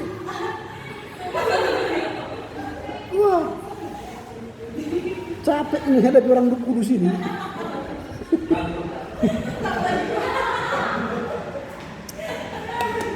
Ya biasa-biasa saja. Tapi inilah sumber pris. Itu bicara menekankan kekudusan dan pentingnya kultus. Kultus itu mendewakan atau menyucikan. Kalau kita mengkultuskan seseorang kan kita menganggap dia sebagai dewa atau yang ilah. Jadi panggilannya pun aneh. Opui, epurus. Opui. Ketika datang pun jadi ketakutan. Kalau opui di dalam bahasa Angkola itu artinya harimau. Kalau bahasa Angkola opui. Makanya orang Angkola nggak pernah menyebut opui. Kalau dibilang maro opui artinya maro babiat itu. Sudah datang harimau. Tapi kalau di gereja itu sebut maro opui epurus. Jadi sangar. Datang harus pakai Alphard, dijemput, menginap di hotel bintang 5, pulang amplopnya tebal. Ya itu aturannya. Kalau datang dijemput dengan angkot nggak jadi, nggak jadi, batal katanya. Nginap di losmen, pulang langsung kan, nggak boleh. Karena orang kudus itu nggak boleh menginap di losmen kan. Ya, kudus lah. Kudus itu menempatkan orang di mana-mana kan. Itu. Hati-hatilah sama Epurus. Kalau duduk sama Epurus, ya mah. Gitu kan. Jantung. Aku duduk sama Epurus katanya kan. Itulah. Nah, yang ditonjolkan dalam sumber pris ini ialah persekutuan perjanjian antara Allah dengan Nuh. Itu diingatkan. Persekutuan perjanjian Allah antara Nuh, antara Allah dan Nuh. Sehingga nanti ketika kita mengingat antara Allah dan Nuh, ingatlah pelangi. Sehingga Allah tidak akan murka lagi menghancurkan dunia karena sudah ada pelangi. Sehingga sumber pris ini mengingatkan kita bagaimana Allah berjanji dengan Nuh. Allah berjanji dengan Nuh apa? Menghentikan murka. Dengan buktinya apa? Ada pelangi di awan. Nah itu. Jadi tidak ada lagi sekarang murka Allah langsung dunia ini tenggelam. Walaupun diprediksi tahun 31 nanti Jakarta tenggelam kan. Jadi ada lagi Jakarta. Makanya dipindahkanlah cepat-cepat ibu kota ke apa? Ke Kalimantan kan. Kalau itu tidak tenggelam nanti. Tapi Jakarta tenggelam. Kalau nggak percaya kalian lihat nanti ke Pantai Ancol. Itu sudah banyak itu naik. Kampung kian di situ. Jadi kampung itu sudah tenggelam. Iya. Makanya sekarang di Ancol itu di tembok ini kan, di tembok supaya jangan ada air di sini. Sekarang naik lagi, di tembok lagi di sini. Kampung ini nggak ada lagi. Ada rumah, ada masjid berdiri, tapi airnya sudah segini di pantai itu. Itu belum tahun 30. Sempat tahun 30 mungkin yang kelihatan nanti Monas ini aja. Tinggal bisa kelihatan. Jadi ambil perahu, ambil emasnya kan, gitu kan. Itu aja nanti. Makanya jangan bangun rumah di Jakarta, tenggelam dia. Itu yang pertama. Kedua, yang ditonjolkan oleh sumber pris ini adalah persekutuan perjanjian antara Allah dan Abraham. Tadi antara Allah dengan Nuh, sekarang antara Allah dan Abraham dengan sunat sebagai tanda. Jadi dulu harus disunat. Keturunan Abraham itu harus disunat. Kalian sudah disunat belum? Ya, karena itu sudah dibatalkan oleh Paulus kan. Kita ini tidak bersunat jasmania. Apa gunanya dipotong bagian tubuh kita, tapi sikap kita bejat. Bukan berarti kalau sudah disunat laki-laki, disunat perempuan, dia tidak nafsu. Nafsu juga. Kalau yang sudah bejat, dipotong pun bejat juga kan. Jadi bukan sunat lahiriah. Tapi menurut Paulus itu sunat jasmaniah. Maka kekanglah lidahmu. Lidah ini kan tak bertulang tapi dijaga yang keras. Ini kan dijaga yang keras ini. Dia tak bertulang. Nah, tapi dijaga oleh keras. Supaya apa? Supaya jangan membawa kutuk. Memang lidah tak bertulang, kata siapa kan? Siapa penyanyinya? Memang lidah tak bertulang, gitu kan? Tapi walaupun tak bertulang, lidah ini keras ini bisa membakar bangsa kan? Membakar hati kan? Apalagi kalau diputuskan, kita putus katanya, wah terbakar hati ini kan?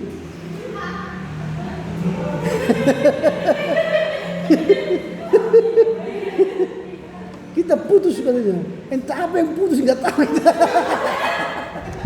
Tapi sakit hati, siapa sakit hati dia. Tak mau makan seminggu kan. Itu. Tapi kalau dikatakan, "Beb, I love you." Oh, langsung mekar dia. Wah.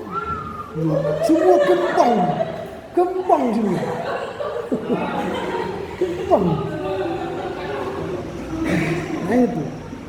Itu yang kedua. Yang ketiga, persekutuan perjanjian antara Allah dan Musa. Persekutuan perjanjian antara Allah dan Musa. Nah, hampir sama dengan Abraham tadi, sebagai tandanya itu adalah sunat. Tapi Musa itu sebagai wakil Allah. Maka dia yang naik ke Gunung Sinai. Nanti kalau kalian pergi ke Gunung Sinai, itu hampir 5 jam sampai ke Gunung Sinai.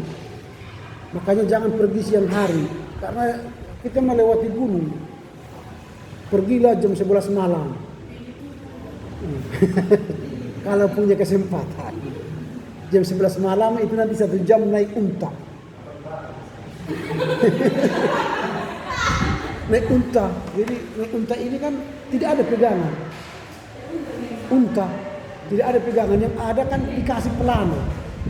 Jadi kalau kasih pelana, ini kita kena pelananya itu. Kan gini-gini unta. Coba bayangkan 1 jam mendaki gini-gini. Hancur ini. Makanya kalau naik unta nanti, kalau kalian punya kesempatan maksudnya, bawalah bantal kecil. Masukkan sini. Jadi kalau tuk nggak kena gitu kan. Nggak kena. Tapi nggak ada yang bisa kita pegang. Nggak ada pegangan. Nggak ada. Jangan lihat kiri kanan, karena kalau lihat kiri kanan bisa jatuh. Untung malam. Kalau nanti kan kalian pulang, baru kalian lihat kiri kanan ternyata jurang. Waduh, gimana kian kalau kau lihat ini? Mungkin kalian lompat dari atas apa itu? Unta itu. Unta itu kan hampir 1,5 meter juga. Tinggi. Lalu jangan main-main dengan dia. 1,5 jam itu. Jangan marah-marah. Kalau gini, kau gini-gini kan sama dia. Kalau turun dari unta kan dia harus nunduk. Tapi baru setelah ke bawah dia turun. Kalau kita marah-marahin, waktu turun dia gini kan. Baru jatuh. Bisa patah kaki kita. Makanya kalau turun harus dia apa? Dirayu dia. Ayo, minum dulu. Baru dia nunduk dia kan. Kakinya tek ini kan. Baru kaki belakang diturunkan, tek, baru dekat, baru turun. Kalau sempat waktu gini, langsung pung, jom. Gitu. Memang aneh, 1 jam.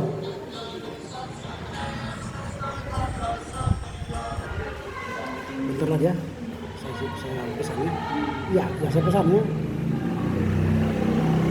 Nah itu kalau kalian punya kesempatan, itu naik unta, Gunung Sinai ya. Nah jadi itu sudah kita kenal beberapa sumber Yahwis, Elohis, Deuteronomis dan Pris. Nah seperti yang saya katakan tadi bahwa tidak semua menerima dan mengakui sumber Elohis, Pris, Yahwis dan Deuteronomis ini. Masih ada orang yang tetap kekeh yang mengatakan bahwa Musa lah yang menulis kitab 5 ini, yang 5 kitab ini. Mereka tidak percaya sumber Yahwis, sumber Elohis, dan sumber Deuteronomis. Tetap mereka kekeh Musa. Apa alasannya? Yang mengatakan bahwa Musa lah yang menulis kitab kelima kitab ini. Bagi mereka mengatakan alasannya karena Musa lah yang mewartakan hukum. Ini alasan yang pertama.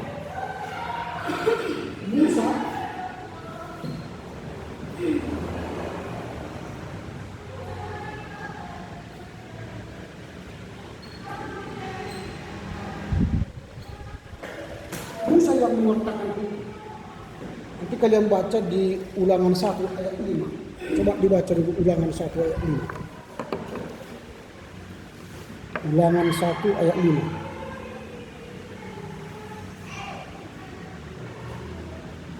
Coba baca.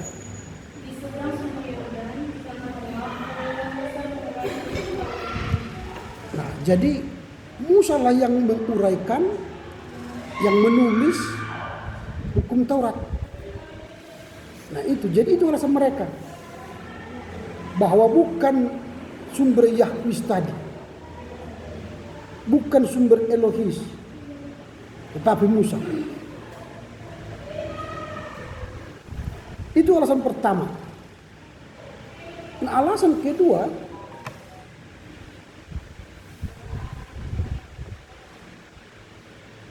yang mereka katakan ialah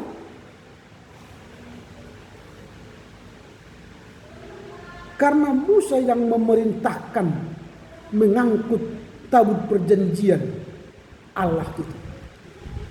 Musa yang memerintahkan mengangkat tabut perjanjian itu. Coba dibaca dulu Ulangan 31. Ulangan 31 ayat 24 26. Ulangan 31 ayat 24 20.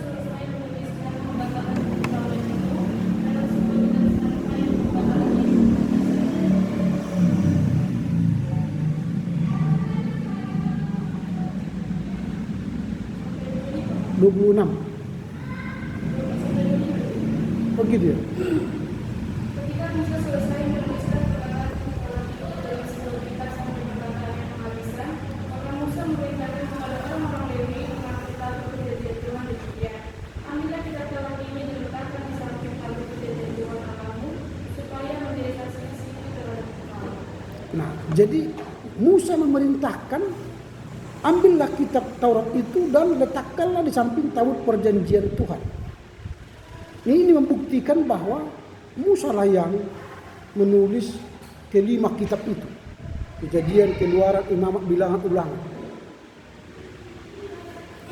Nah, kemudian di Nehemia 8 ayat 2, Nehemia 8 ayat 2 akan kita baca nanti di sana, maka serentak berkumpullah seluruh rakyat di halaman depan pintu gerbang air. Mereka meminta Ezra ahli kitab itu supaya ia membawa kitab Taurat Musa.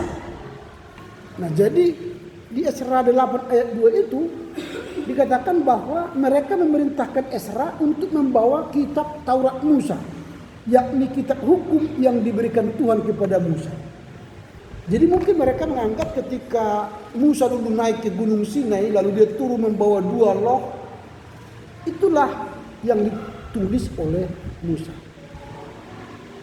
Betul bahwa dia menerima 2 loh batu, yaitu yang disebut dengan hukum Taurat. Tapi kalau hanya itu aja kan bisa saja diterima, tapi kalau menulis semuanya kan belum tentu. Nah, tapi itulah mereka buat alasan bahwa Musa yang mengutip atau menulis kitab yang kelima ini. Nah, baru kemudian mereka cari pembuktian di perjanjian baru. Di perjanjian baru misalnya nanti kalian baca Markus 1 ayat 44, dikatakan di sana yang dipesan Musa. Markus 1 ayat 44. Lalu Markus 12 ayat 26, Markus 12 ayat 26 di dalam kitab Musa. Karena ada tertulis di perjanjian baru begitu dalam kitab Musa, berarti kitab Musa itu mulai dari Kejadian sampai Ulangan. Lalu Yohanes 5:47, Yohanes 5:47 disebut segala kitab Musa. Yohanes 5:47 segala kitab Musa. Karena disebut segala kitab Musa, maka Kejadian sampai Ulangan itu disebut kitab Musa. Atau di Yohanes 7 ayat 19, Musa memberi Taurat. Bahkan yang terakhir di Markus 10 ayat 3 dikatakan perintah Musa.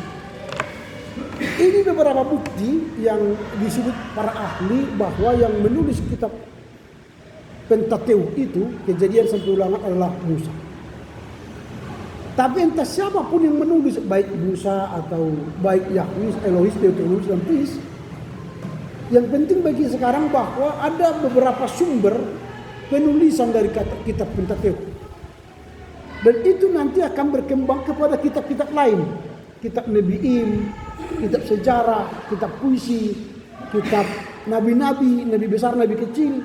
Itu mempengaruhi cara menulis kitab. Nanti kita akan melihat siapa-siapa yang menulis, apa latar belakangnya, lalu apa pesan-pesannya. Nanti kitab demi kitab akan kita pelajari. Tetapi cara berpikirnya ialah bahwa tidak semua nama kitab ditulis oleh yang yang ada dalam kitab itu. Misalnya nanti ada di Yesaya, maka semua kitab Yesaya adalah ditulis oleh Yesaya. Tidak. Makanya nanti ada Deutero Yesaya, ada Trito Yesaya. Tapi kalau Proto Yesaya, itu Yesaya yang menulis. Tapi kalau sudah Deutero atau Trito, itu belum tentu Yesaya. Tetapi pemikiran Yesaya ada. Itu contoh-contoh bagaimana nanti kita melihat para penulis atau sumber-sumber dalam penulisan Perjanjian Lama. Ada lagi nanti sumber, kalau kita bicara secara keseluruhan, sumber teks Masorah, TM. Nanti dalam menafsir kalian akan menemukan istilah ini. Teks Masorah.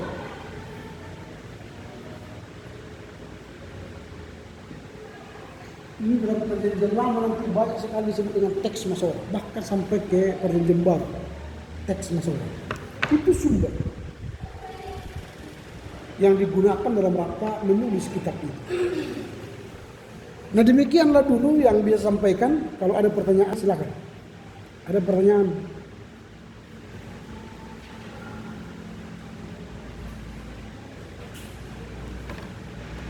Ya.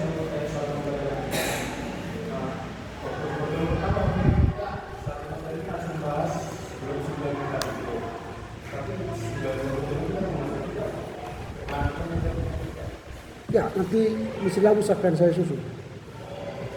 Kita akan habiskan itu sampai Malayaki. Sampai Malayaki. Nah, mungkin bukan semester depan, minggu depan terakhir saya akan memberikan materi seperti ini. Setelah itu kita akan masuk pada laporan buku. Laporan buku nanti dari sini kalian baca. Kalian yang akan membacakan atau melaporkan tentang kitab-kitab. Nanti seorang membaca kitab Kejadian sampai Keluaran, dilaporkan di sini. Apa inti kitab Kejadian, kitab Keluaran, siapa penulisnya, apa pesannya. Nanti kita akan bahas di sini. Nah, makanya kalian baca buku ini dan cari buku ini nanti. Kalau kalian pergi ke perpustakaan, silakan pinjam. Kalau ingin memiliki silakan fotokopi, atau kalau mau beli silakan ke BPK, toko buku Kristen. Ada banyak toko buku Kristen di Medan. Ada BPK Gunung Mulia Jalan Libung. Di sampingnya ada Murni punya Katolik. Atau pergi ke Medan Fair, Carrefour. Di situ ada Logos di atas, ada di bawah Logos di lantai 3, lantai 2 itu ada saya lupa namanya. Baru di toko-toko, di mall-mall yang ada toko buku Kristen hanya di situ. Ada Immanuel, sekarang saya tidak tahu di mana Immanuel pindah. Ada juga LAI di Setiabudi ujung, Setiabudi dekat Jalan Marimbun. Ada LAI di situ. Itu toko-toko buku Kristen. Atau pergi ke perpustakaan-perpustakaan lain. Ada perpustakaan SCT Paulus, SCT Sumatera Utara, SCT Solo Gratia, SCT Baptis. Ada banyak SCT di Medan ini. Tapi saya pikir di sini pasti ada. Persoalannya mungkin di sini tidak banyak. Kalau kalian pinjam nanti satu, yang lain tidak dapatan lagi. Lebih baik kalau pinjam satu, fotokopi. Daripada pergi ke BPK nanti, kalian cari BPK lama. Sama saja di fotokopi pun bisa. Gitu ya. Oke, ada lagi?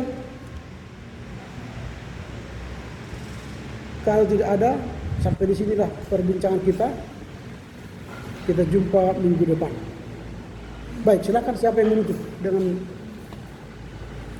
nyanyi dan doa.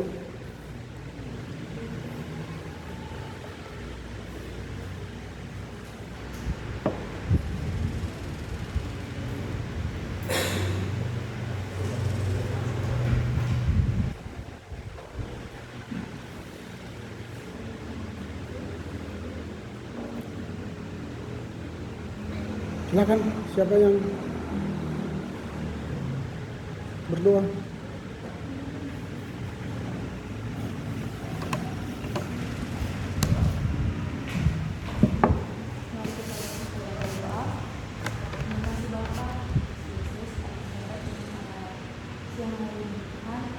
Sebentar lagi kami mau melakukan kami di dalam aktivitas kami sehari. Bapak, Engkau yang memberkati aku serta Bapak, segala aktivitas yang Bapak kami serahkan di depan kami ke dalam nama Tuhan Yesus. Amin. Amin.